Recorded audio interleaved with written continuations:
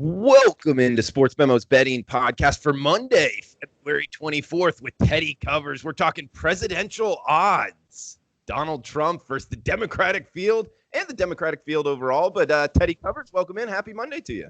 Hey, good to be here, Drew. I thought this was an interesting topic for our Monday show, and it changed things up a little bit. And this is not about where my political leanings are or your political leanings are, Drew, or any of our audience's political leanings are. Okay, I don't care if you're a liberal. I don't care if you're conservative. I don't care if you're whichever side you like. This is about realistic odds about who's going to win in 2020, which we didn't have in 2016 because, and we'll talk about it in a moment, Drew, this is not a true marketplace in the sense of the sports betting marketplace. In sports betting, all right, you might have opinions, you might have fandom. It's not a huge deal. Okay. The markets are going to move towards who they think are going to win the game or cover the spread or whatever. In political betting, all the bettors have opinions, political opinions. And as we saw in 2016, those who were involved in the markets tended to skew a little bit less conservative than the U.S. public as a whole. And that's why we saw, Trump as 8-1 dog to beat Hillary. It had to do with market inefficiency more than the fact that Trump pulled off this incredible upset. It was a huge upset, make no mistake about it. But those weren't true odds. Those were odds that were based on the political leanings of the people who were involved in the betting markets, which is very similar to the situation that we have for the 2020 election. The wise guys don't love Trump, and it shows in these odds. And Teddy, just to kind of recap here, we're going to be kind of quoting Bet Online odds here. So that's what we'll go off of. There are other lines out there, but I guess this is just kind of the most popular ones that we can go off of here, Teddy.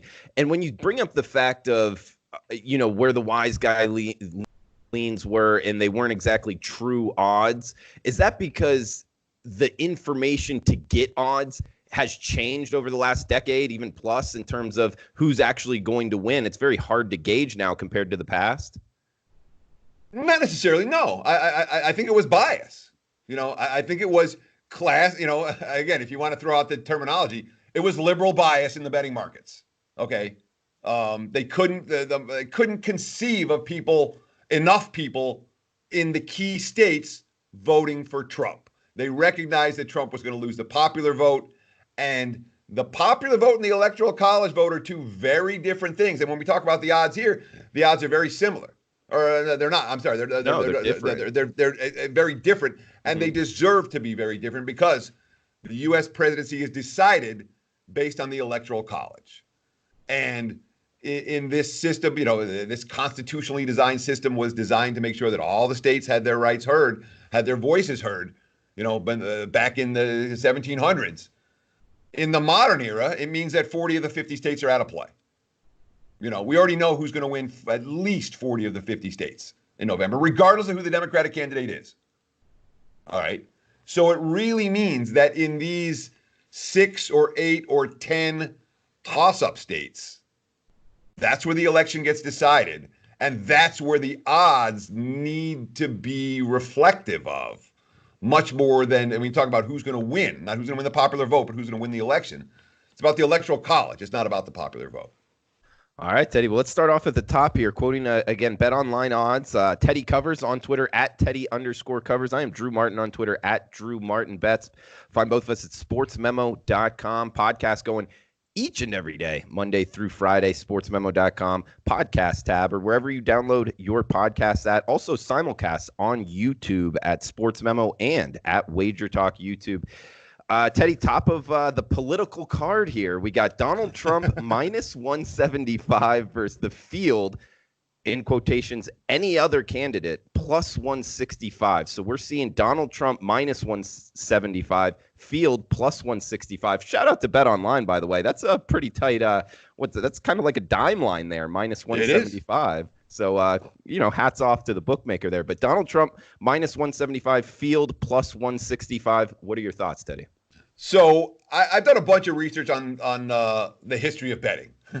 I did a whole like a decade ago, where I sat down with Howard Schwartz one summer at the Gamblers Book Club back in the old days, and I did this whole series of articles on the history of betting and the history of betting in the U.S. and how we've come to the world that we're in right now. Betting on presidential elections is bigger historically than any other kind of betting. Okay, people love betting this stuff. And in the 1800s, I mean, this was the betting event. This was the Super Bowl. Well, I mean, there's a ton of betting on this. And in the modern era, we haven't seen it the same way. You still see the offshore markets involved heavily in presidential betting. You don't see that here in the U.S. So whatever bets you're going to get down on is going to have to be in an obscure market, in a non-regulated market, as opposed to the regulated markets here in the States when it comes to the presidential election. We talk about Trump minus 175, and we can go through the Democratic candidates one by one. I don't know how deep you want to get into this. We will. Every Democratic candidate is flawed in some ways. And this election comes down to 4 states. I mean, it really does. Florida, Michigan, Pennsylvania, Wisconsin. All right. You can take all the popular vote out of the equation. All right. Whoever the Democratic nominee is going to win is going to win New York. They're going to win California. Whoever Trump is going to win the state that he's carry the South and carry the West. There's not a lot of states that are actually in play.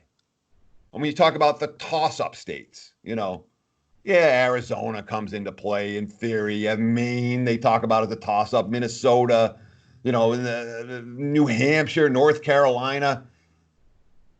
I'm not buying it.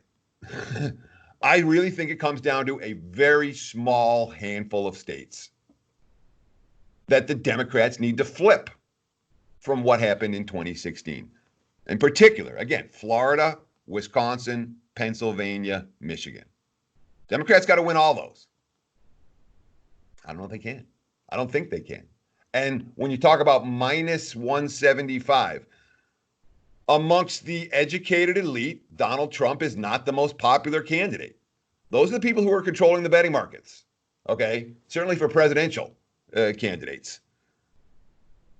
That means that there's personal bias in the number. There's a lot of rooting for the Democrats in this situation, much like there was in 2016 in the betting markets. So I think this line is very short. You have an incumbent president, and in our lifetimes, Drew, when did the incumbent lose? Well, let's see. My lifetime, you had George Jimmy Bush. Carter. Jimmy Carter, who was, an economic quagmire in his last year. You had George Bush, who had an economic quagmire in his last year. The economy went into recession. That's it. Recession. Do you see a recession between now and November? Well, it's interesting you asked that, Teddy. I wouldn't have said yes until actually we're recording right now, and the S&P is down big. The Dow Jones is down over 1,000 points today, just ironically, as we scheduled this guys last week. So I don't, but at the same time, I mean, coronavirus, everything else going on, I think that actually has more of an influence on what happens in the presidential election than the debates or what anybody's saying on CNN or Fox News. Well, the whole thing is that 99% of the populace's opinion is already set. Mm-hmm. You know what I mean? You're not going to see a lot of Trump guys go, yeah, well, I kind of like Trump, but I really like the Democratic candidate. I mean, the one candidate in theory who could attract a decent amount of Trump voters might be Michael Bloomberg. But Michael Bloomberg is going to face a very uphill battle to win that nomination after what happened here in Nevada over the weekend with Bernie running away with it. That puts Bernie in front runner status and puts Bloomberg in rest of the field status. And he's competing with, Mayor Pete and Klobuchar and all of that for the same group of votes. The only way the Democrats are likely to beat Bernie is if everyone drops out and there's just one candidate going against him. The best candidate would probably be Bloomberg, but I don't see Mayor Pete dropping out today. I don't see Amy Klobuchar dropping out today. And that means that he's going to continue to split votes, which is going to continue to leave Bernie at the top of the ticket for the Democrats. Bloomberg might be able to beat Trump. He might be able to draw off enough voters for Trump, the modest Trump guys that are, hey, let's enough of the chaos. Let's go with Bloomberg. But when you talk about actually winning the nomination on the Democratic side, Bloomberg has a very uphill battle. And, you know, I mean, what are the numbers? You have Democratic nomination numbers there. What are you seeing? I mean, he's maybe in the 10 to 15% range, 20% range at the most for his odds to win the Democratic nomination. And if he's the one candidate that could realistically beat Trump and the rest of them can't, that has to be factored into the betting odds, which it's not. 175 is cheap. Okay, so that's of course Donald Trump versus the field. Any other candidate here? We could just go through real quick on all the other candidates, at least at the top of the for the Democrats here. Donald Trump versus Bernie Sanders. We got Donald Trump minus 160, Bernie Sanders plus 140. Teddy. Yeah, I mean, again, so I'm not gonna say I'm wired in. I've got some good sources when it comes to politics and, you know, inside politics. And a couple of those sources have told me that they think Bernie is live in November in a way that no other Democratic candidate would be, because Bernie brings out the enthusiasm factor. And again, when we look at 2012 versus 2016, the difference wasn't how many votes the Republican candidate got. The difference was how many votes the Democratic candidate got. The Democratic turnout was dramatically, and again, you want to use it however, whatever kind of terminology you want.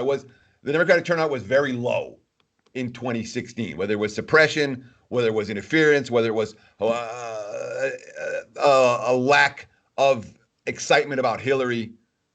The bottom line is fewer Democratic voters participated in the process than had in any of the previous recent election cycles. That was the difference. So when you say, can Bernie attract the type of coalition that's going to get the Democratic voting numbers up? And that coalition requires African Americans, Latinos, suburban women, white, blue collar white voters. That's the four groups, disparate groups, that the Democratic candidate has to attract and get votes from, and get a lot of votes from, and get excitement about. You tell me Bernie's going to attract from all four of those? I won't. Probably not. You know, again, my people that I respect tell me that Bernie's live. From my eyes, I don't see it. You know, again, live. Should Bernie be a $2 dog? Yeah, maybe. 250? Yeah, maybe. I mean, again, I think Trump should be in the minus 300 range against anybody. So to say that is Bernie going to attract the turnout? And again, the enthusiasm, the young people are really enthusiastic for Bernie. But as we know, and again, you go back and look at, you know, since the voting went from 21 to 18 for McGovern in 72.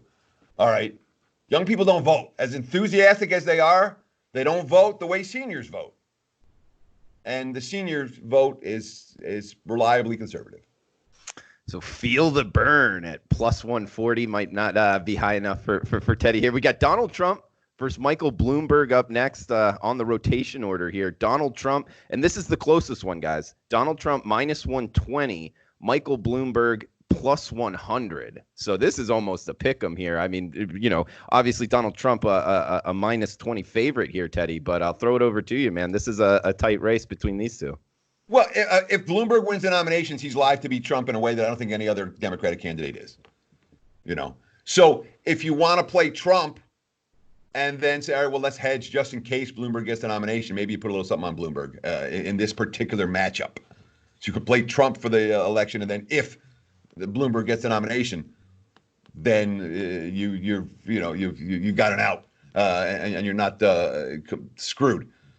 Because Trump against Bloomberg cannot be 175. The problem is that Bloomberg faces a very uphill battle to win the nomination. The only way Bloomberg wins his nomination is if it's a contested convention.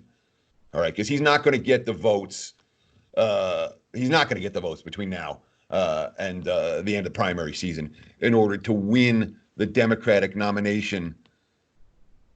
I can't even envision a scenario in which he has enough delegates to win that part of the election. So if you're betting on Bloomberg, you're betting on a contested convention, which makes him live. And we haven't seen a contested convention. I haven't seen it in my lifetime. I don't know what it would look like. We have reports of what they used to look like back in the day. But I really don't know how that would play out. And Bloomberg would be very live because he has enough money to buy anybody off to do anything. But in order to get the contested convention, Bloomberg has to keep enough votes out of Sanders so he doesn't have the nomination locked up before he goes in.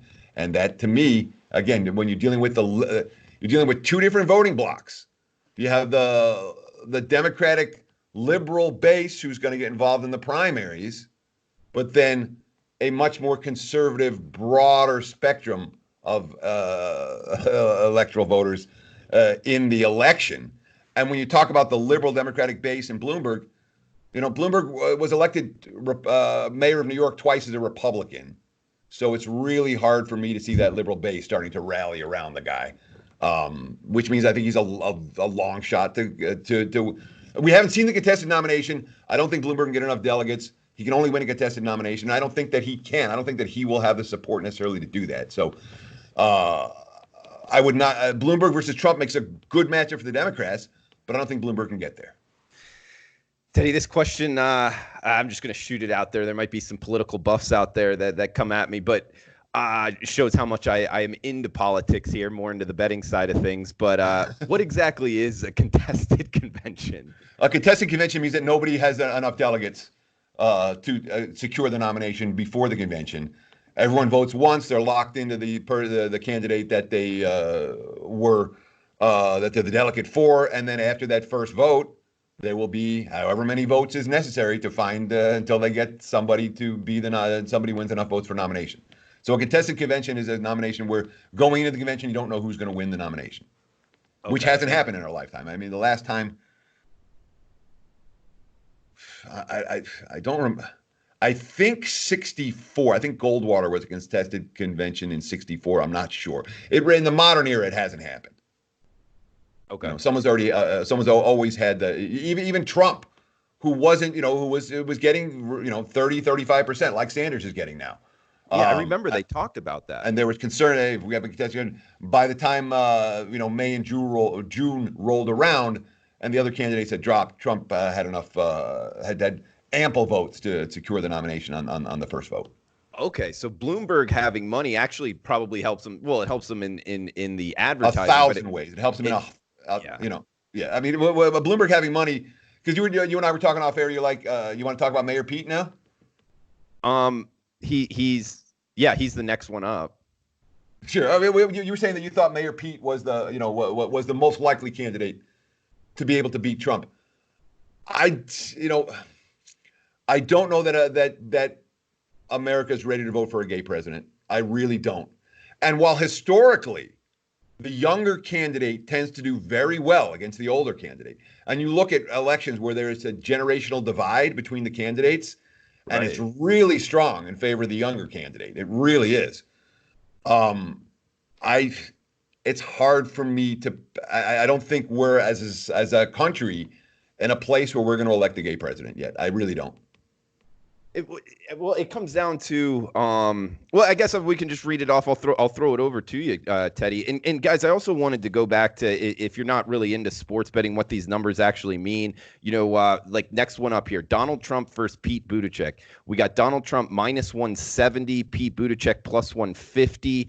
The minus 170 there, it means you have to risk $170 to win $100. That means he's the favorite. You're having to risk more money. Pete Buttigieg plus 150 underdog, meaning you only have to risk $100, and if he wins, you win $150. So that's kind of what the numbers mean here and how much each candidate is a favorite or underdog. So we got Donald Trump minus 170, Pete Buttigieg plus 150. I'll throw it over to you, Teddy, and then I'll tell you why I think he at least has a shot to beat Trump.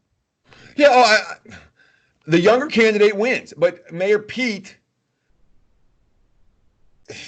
he's fighting in a very crowded space to get the nomination. And when you get that burst, he had that burst coming out of Iowa and out of New Hampshire, and you get that burst, you have to maintain that. What's happened with Mayor Pete is he's not going to win. He didn't win poorly in Nevada. He's not going to win South Carolina. He's going to go into Super Tuesday and be one of X number of other candidates. And he's splitting votes with Klobuchar and Bloomberg.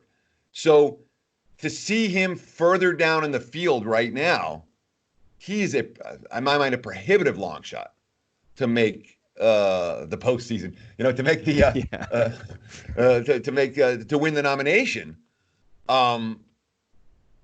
For a lot of the stuff that people like Mayor, and again, Mayor Pete has some of the things that make a really good candidate.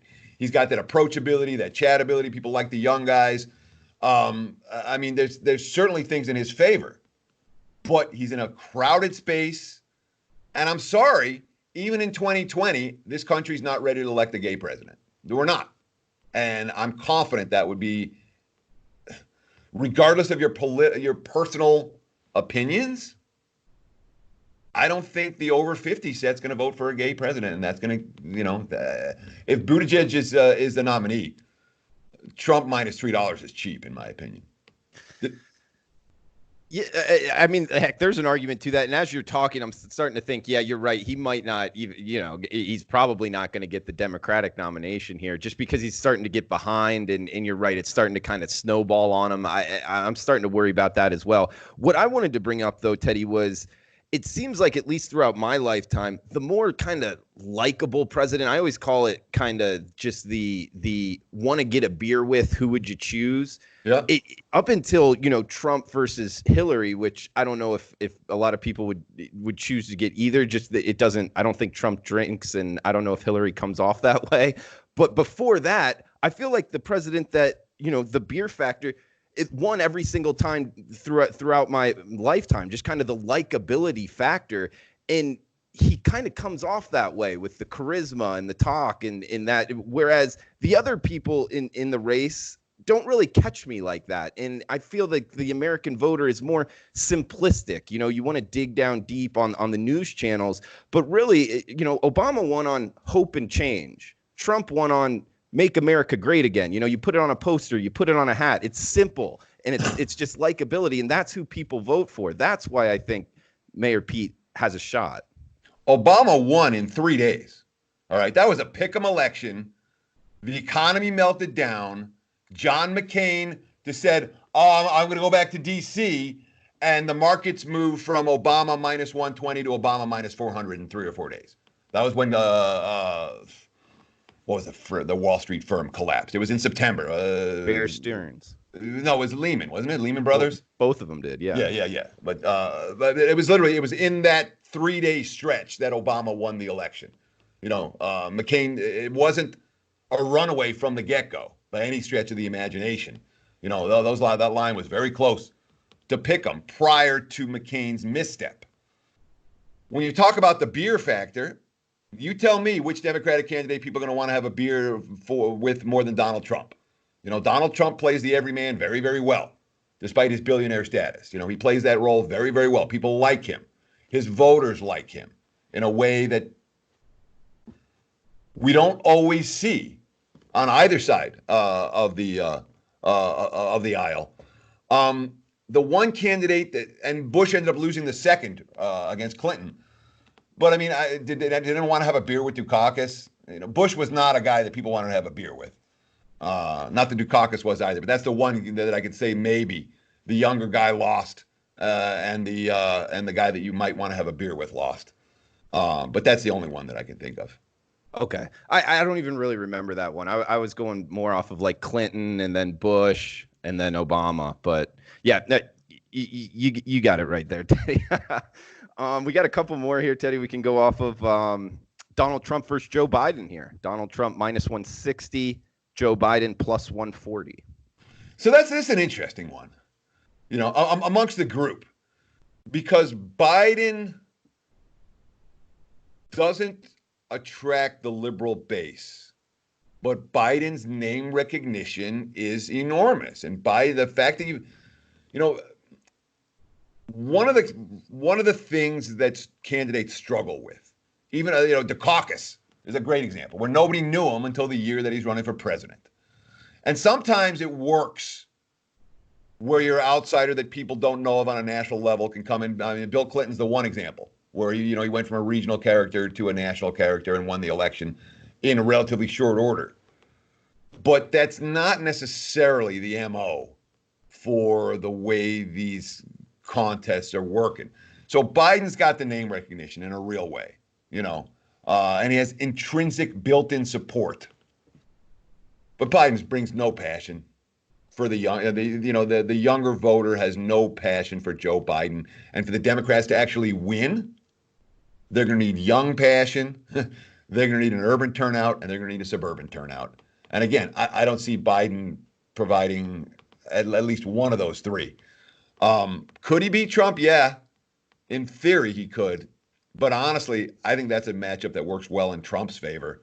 I do not think Biden would perform well against Trump on the debate stage. And I think that many look at the economy now and remember back to the economy in the Obama era. I don't know that Biden's going to get the love. At minus 160, again, Biden has looked very vulnerable throughout this process. He's looked old. That's what I mean. I remember seeing Biden in person in like 1986.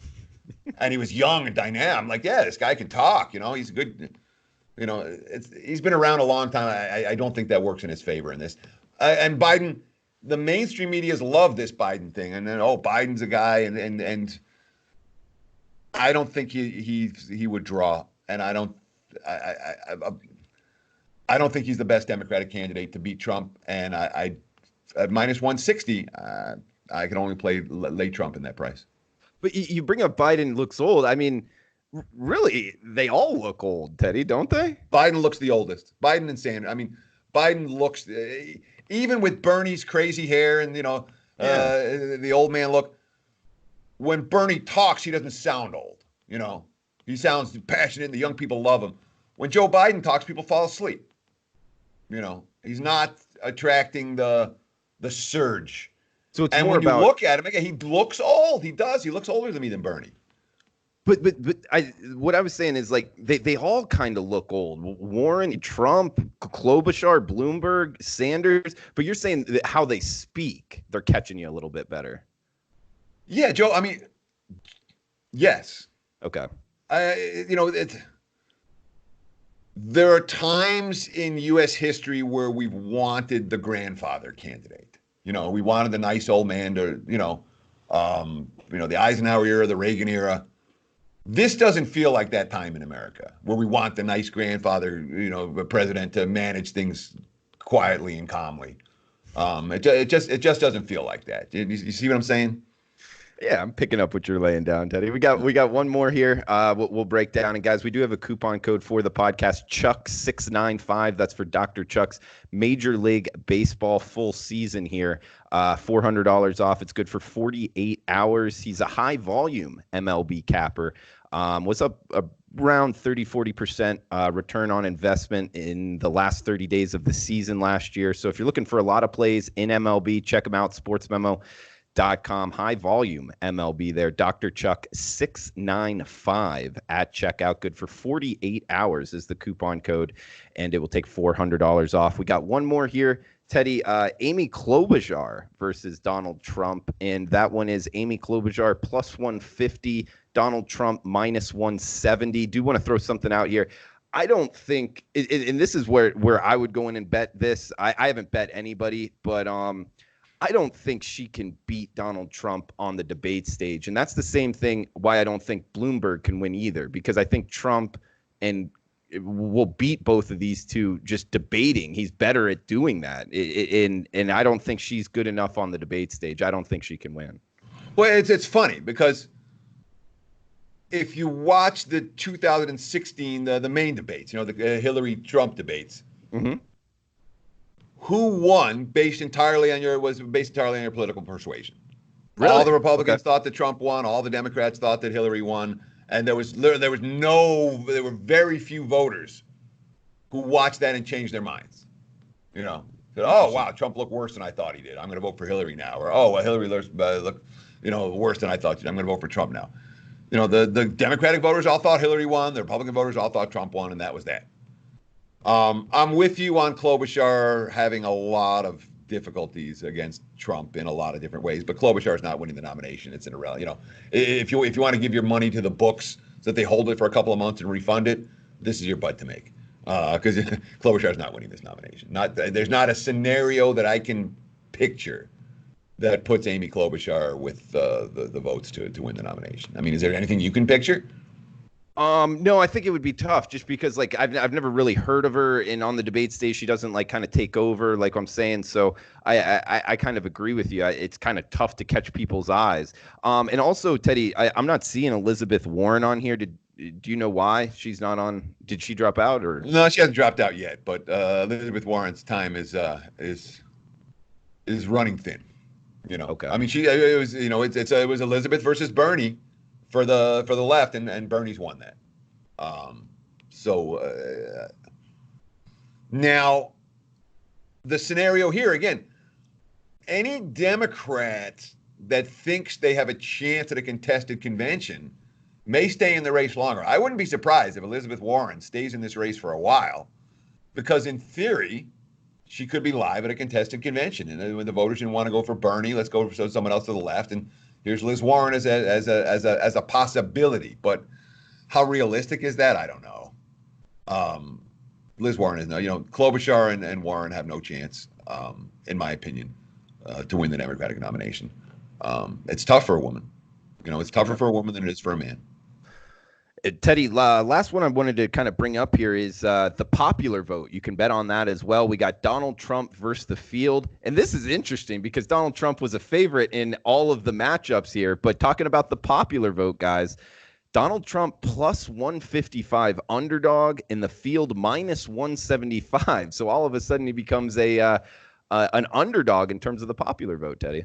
Well, yeah. I mean, he lost the popular vote by, 3 million in the first meeting between Trump and the Democrats. And when you when you look at the big population states, your California is going to go what? 3-1 for the Democrat. Okay. I don't know. New York's going to go through, heavily for the Democrat. Jersey, the states with the population base, the biggest population base, Illinois, they tend to vote Democrat and vote Democrat strongly. The states where the Republicans have an edge, Texas, certainly stands out. Georgia, Florida's a contested state, I would say, but it's certainly been a Republican state. Arizona's been a Republican state. These are not states where the Republicans are going to win 70-30, like the Democrats are going to win those in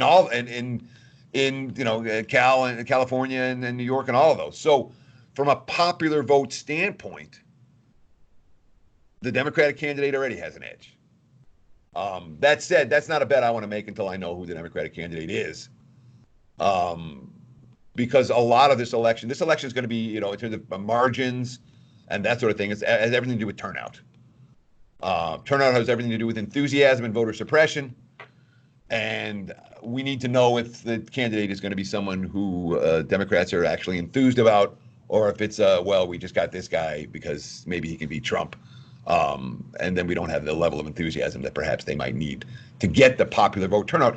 Like a Bloomberg might be a classic example, where Bloomberg probably helps the Democrats from an electoral standpoint.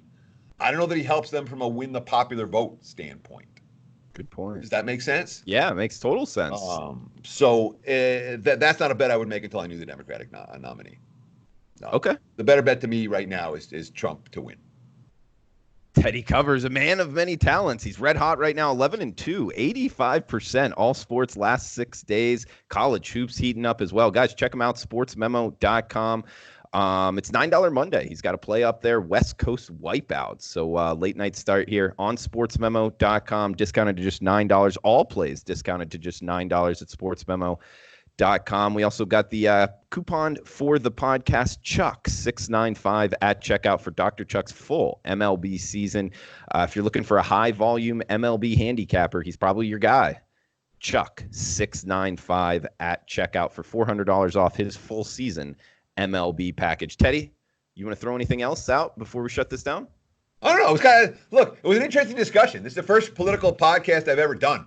And no, that's honestly, you talk about me. I'm incredibly boring, Drew. My only hobby is this politics stuff. That's all. Okay. But I am interested in it. It fascinates me. It always has. And the horse race element of it and the betting element of it fascinates me as well. And that's why I appreciate you giving me the time to do this podcast. We'll do another one hopefully at some point before the general election. We talked last week, and I didn't have a coupon code for you guys. I didn't have the code. And again, one of the things that we're thinking about for next football season, and it's just thinking about how to do it properly. I want to be able to get people plays as I'm making them. So the concept was I'm going to make the bet, I'm going to screenshot it, I'm going to tweet it to everybody. We're looking to put some type of service like that for people together. If you're interested, this is just an interest list. But if you're interested, please text TC, Teddy Covers, TC, to 33222. That's all you got to do. Just text TC to 33222. When we figure out what we're going to do, we'll contact you. And hopefully it'll be something you're interested in. So thank you. And that's all I have to say for today. All right, guys. Said I'm running good. I was 11-0 going into yesterday. I'm still mad about yesterday. But it's good to have a little hot streak going. It's time. And let's see if we can keep it rolling. Yeah, check them out, sportsmemo.com, guys. $9 Monday. Let us also know in the comments on Twitter at Teddy_covers, at Drew Martin Bets, if you like the podcast, what you think we need to change for last time, and if we should do another presidential odds podcast in the future. But, guys, best of luck with your bets. We'll be back tomorrow with Andrew McGinnis talking NHL handicapping. So best of luck with your bets, guys.